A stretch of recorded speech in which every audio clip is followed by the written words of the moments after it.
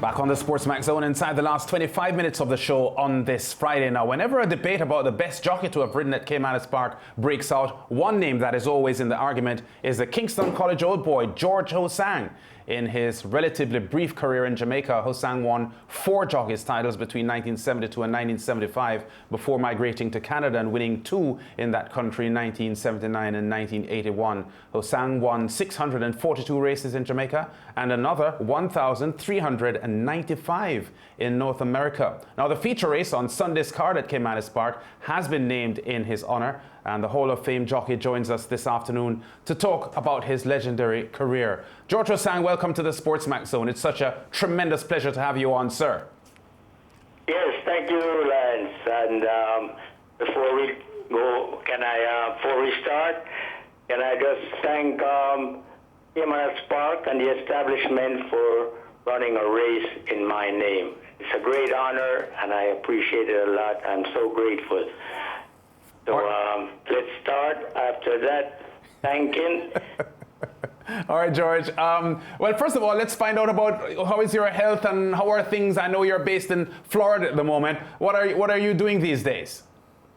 Well, let me tell you, Lance, I am COVID-free, but I am now in a COVID doldrum.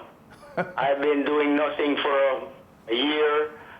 You know, it is a mask and I stay at home, kind of living for the last 12 months, really. All right, so it's all like a vegetation. I'm a vegetable now, watching TV and not really socializing with anyone. So I think it's the same in Jamaica, right? Yeah, we're all going through our problems, George. Don't make any mistake about it. You retired, George. I think 1998 was the last time you were in a race as a jockey. At an age you retired that many other riders continue riding. We've seen many riders now over the age of 50 still riding. Was there something that fast-tracked your retirement? Because we thought that in 1998 you still had a lot left in you. Yes, definitely, Lance. I had a bad spill, and the horse that I was riding reared up, flipped over backwards, fell on top of me and kicked me in the head and busted me up really bad. I woke up in the hospital. I was unconscious for a while, and when they put me back together again, it took several surgeries and a lot of pain and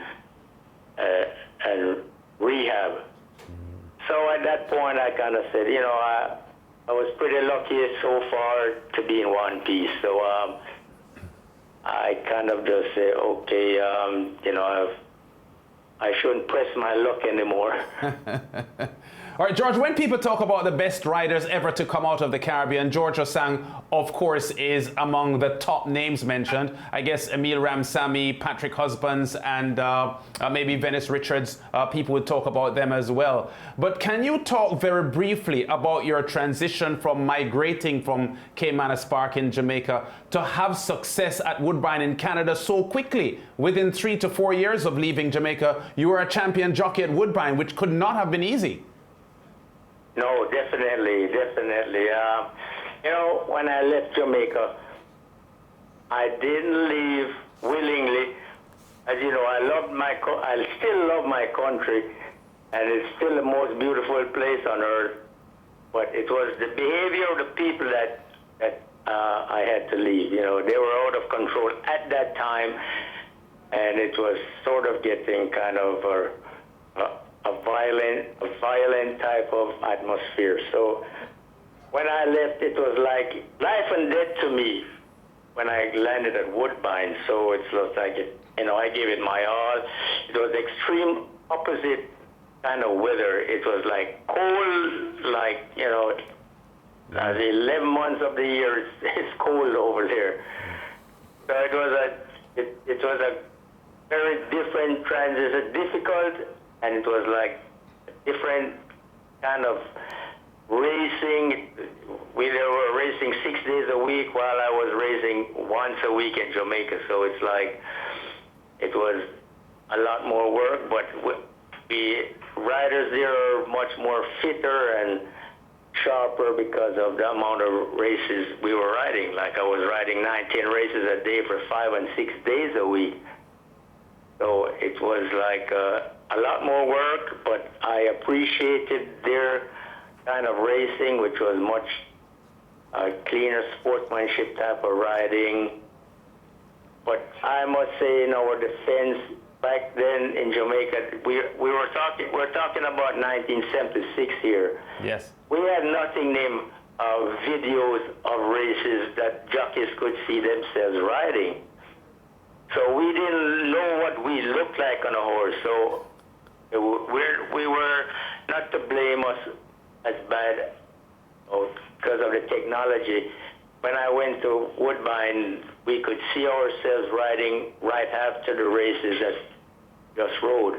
So that made us, improve a lot. And I think now today in Jamaica, we have the reruns immediately after the races, and I see a lot of improvement in the race riding in Jamaica today.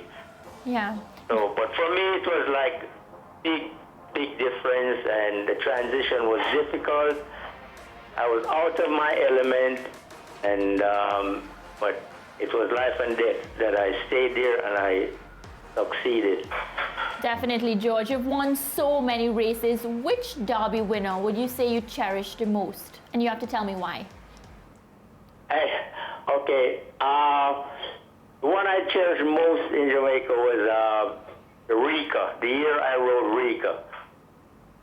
Which, for me, why it was special, it was that because Rika was a horse typically comes from off the pace, from way behind. And this day, when the gates opened, I read that the pace was slow, so I had him in front, and I knew people were going to be happy if I lost.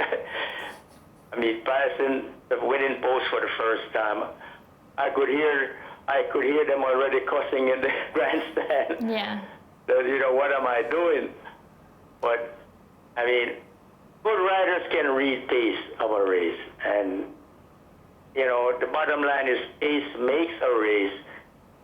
And he was a kind of horse that is stronger in the finish. So I had him on the lead, and he was like strong all the way around, and he was just as strong in the finish.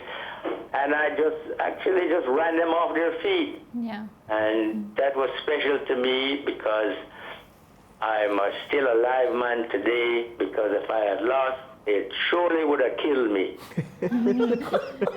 Definitely. So, George, of course, Caymanas doing this special thing for you, to celebrate you, to honor you. What does it mean to you to be recognized as one of the best jockeys ever? You know what? When it just started, I didn't even realize the impact of it.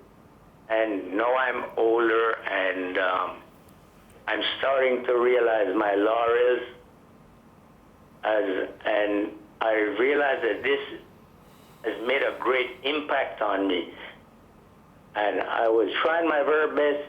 I'm very honored and grateful for this race. I can't thank the establishment enough for making a race like this for me. I'm very proud. I feel very proud. And I wish I could be there, but because of the COVID thing, I had to quarantine for 2 weeks, and there's so much problem traveling today. So I couldn't make it, but you know what? Representing me to present the trophy is Dr. Fred Footy, who is a member of the Kingston College Old Boys. As you know, I'm a Kingston College Old Boy, and I'm still purple today. And he offered, I asked him, and he very kindly accepted, as he is a regular at Caymanas Park, Dr. Fred Footy, but he hasn't been there for a while because of the COVID. But Sunday, he will be there representing me, and I'm me thank him publicly. And Mr. Denzel Miller invited me to come and do the representation. But for sure, next year, if the COVID thing is cleared, then I'll be there for sure. George Hosang, thanks for talking to us on the SportsMax Zone, and we're looking forward to seeing you soon. Yes, thank you. Thank you, Lance and Mariah. Looking forward to speak to you again. Definitely. Okay, and greetings Jamaica. Yeah, man. Everyone. Yeah, George. Amazing fans and all. Yeah. Family, friends, everyone. Yeah, wonderful talking to Georgie Hosang. This is the SportsMax Zone, and we're inside the last 15 minutes of the show. We go to break with what's happening latest from the Olympics.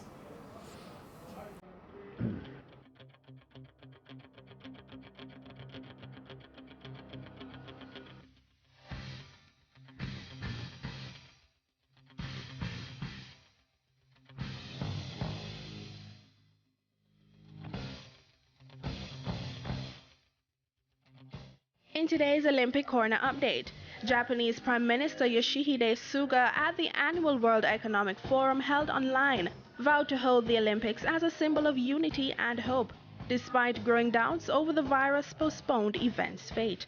Prime Minister Suga believes the Games is a representation of proof of mankind's victory over the virus. His strident tone echoed that of Tokyo Olympics organizers and the International Olympic Committee, both of whom insisted this week that the Games will go ahead safely. In December, Tokyo 2020 chiefs unveiled a 53-page antivirus rulebook that they say will allow the Games to be held safely even without a vaccine. However, with many countries still paralyzed by the pandemic and large parts of Japan, including Tokyo, under a state of emergency, the concern is growing over pushing ahead with a huge global event due to start on July 23. That's it for today's Olympic Corner. Remember to watch the SportsMax Zone for your daily Olympic updates.